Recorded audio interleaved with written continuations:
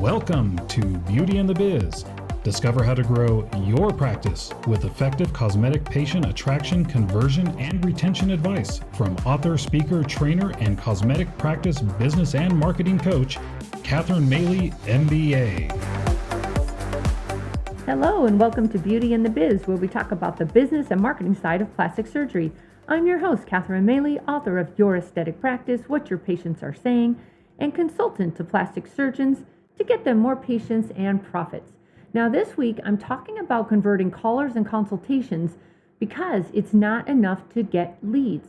Your receptionist needs to convert those leads into book consultations, and your patient coordinator needs to convert those consultations into paid procedures. If they don't, it's just a waste of your time and money because nothing counts until the patient says yes and hands over their credit card. So listen in as I give lots of strategies to convert these callers and consults, and I'll see you afterwards.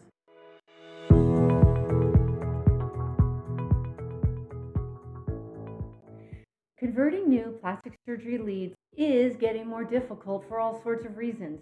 You most likely are paying pretty hefty monthly fees to your SEO hosting company. Now, I suggest you get together with your team and answer the following questions. How many patients do we lose each year? What would it cost us to keep those patients? How does this cost compare with the cost of finding new patients? So your digital marketing agency that you use, or all the directories and everyone else who's helping you get found on the internet, they are sending you leads of prospective plastic surgery patients wanting your services. And that's where the trouble starts. So your staff starts complaining, these leads are awful, or they're not serious about moving forward, or they're just price shoppers. These leads are wasting their time. Ever hear that? Sometimes it's true. Some of the leads are a waste of time. When you put your message out there into the universe to millions of people, it is a crapshoot what comes back to you. You have to take the good with the bad. And if you aren't happy with the leads coming your way, though, take a look at what you're doing to attract them. The quality of the leads is dependent on your branding, your marketing message, as well as the media used to attract new patient leads, since the goal of marketing is to attract serious plastic surgery candidates to you and repel those who are not serious. But let's say you know you're doing a good job marketing you. You make videos explaining procedures, you post on Instagram, you answer questions online, and you pay to advertise. So why aren't these leads you've spent a fortune to get not converting? Well, one huge reason is because of the sheer volume of marketing messages coming at prospective patients. It can be overwhelming to research cosmetic procedures. There is so much confusing and conflicting information about the downtime, the results, the pricing, and so on. And once prospective patients determine which procedure they want, they now have to select the surgeon, and that opens up a whole other huge amount of choice. This puts fickle consumer patients in the driver's seat, and that's what is leading to a waste of your valuable time and holes in your surgery schedule. But there's more to it than that. When it comes to lead conversion, there are two deadly sins that you have full control over, but oftentimes neglect: bad phones and weak consultations. I am sorry to point the finger at your staff, but the good news is it's easy to fix. So let's break it down. Deadly sin number one, bad phones. Now, a big mistake that's ruining your marketing efforts is having front desk staff not able to convert callers to consultations. So here's the scenario. You've spent a fortune redesigning your website again to ensure Google and their rules don't ban you from the internet. And you work with a company to get your SEO in shape so prospective patients can find you online. You're most likely spending advertising dollars on RealSelf or Google AdWords, banner ads, and directories, which isn't cheap. Then you've conquered the world of social media. You've hired a team to blog for you, write content, and update your Facebook page regularly. You even assigned an internal staff person to be your social media ambassador. This is costing you time and money, but you're sure it's helping. So the stage is set and you're ready for new cosmetic patients. And all your efforts are working. Prospective cosmetic patients found you online, they learned enough about you, and they're confident you are a great choice to help them with their needs. They eagerly call your office with anticipation, knowing you are a first-class practice, only to hear, "Doctor's office, please hold," click, and now you're on hold. Or a disinterested receptionist with no enthusiasm, or a friendly receptionist who doesn't know anything. This was not the image or experience your callers expected. That incongruence between your image portrayed to the prospective cosmetic patient is lost when that image is not carried through to your receptionist and how they handle new callers on the phone. What a waste to lose that cash-paying patient before you even got to meet them. Do you monitor your calls for consistency to be sure what you think is being said is actually being said? Working with practices and call centers for years, I've learned you can't take anything for granted. Just when you think you've trained your staff, you find out they went right back to their old ways. So it takes consistent, never-ending improvement and accountability to ensure they stay professional and on script. Now, if you need help with your phones, please visit me at catherinemaley.com for a solution. And then here's deadly sin number 2, weak consultations. Let's say you have great front desk staff and they're excellent at booking callers to consult. Now the patient comes in and is greeted by that same friendly front desk person. Now, the visiting patient goes through your consultation process of completing paperwork, having photos taken, and meeting with you, the surgeon, to discuss their recommendations or what their pain is and what you recommend. So far, so good. Now your patient coordinator takes over.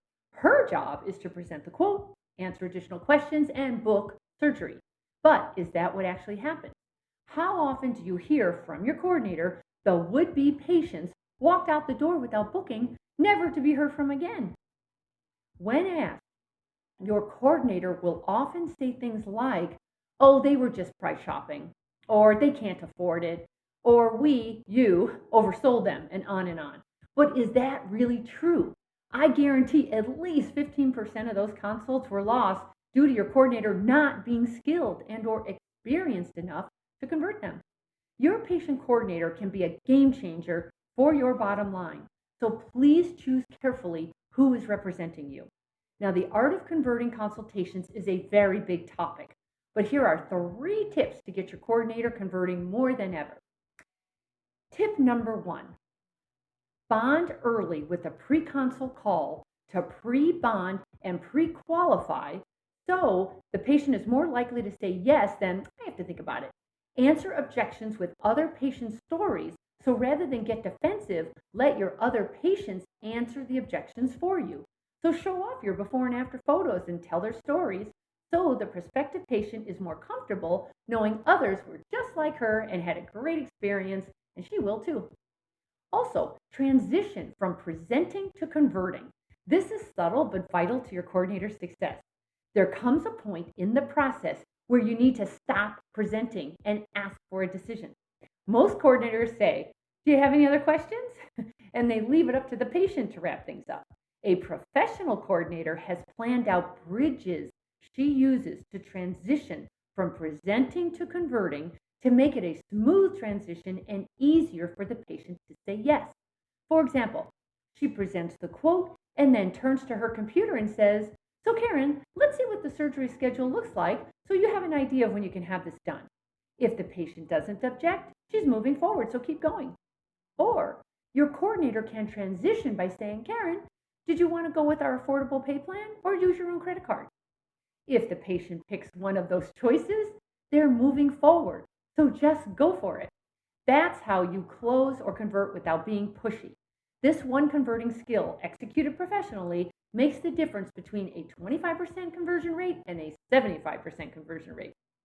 But like anything else in life, it's a learned and practiced skill. If your receptionist and or coordinator could use professional converting training, check out catherinemaley.com for the strategies, practice, and accountability they need to help you grow as well as them. By the way, it's a whole lot faster, easier, and cheaper to fix these 2 deadly sins than it is to throw even more money at advertising that doesn't result in more plastic surgery procedures. Just saying. So I hope that was helpful to you. Please share these tips and strategies with your staff so they can implement them to improve their own conversion rates. or I'm happy to train them for you using the phone club for your receptionist and the converting club for your coordinator.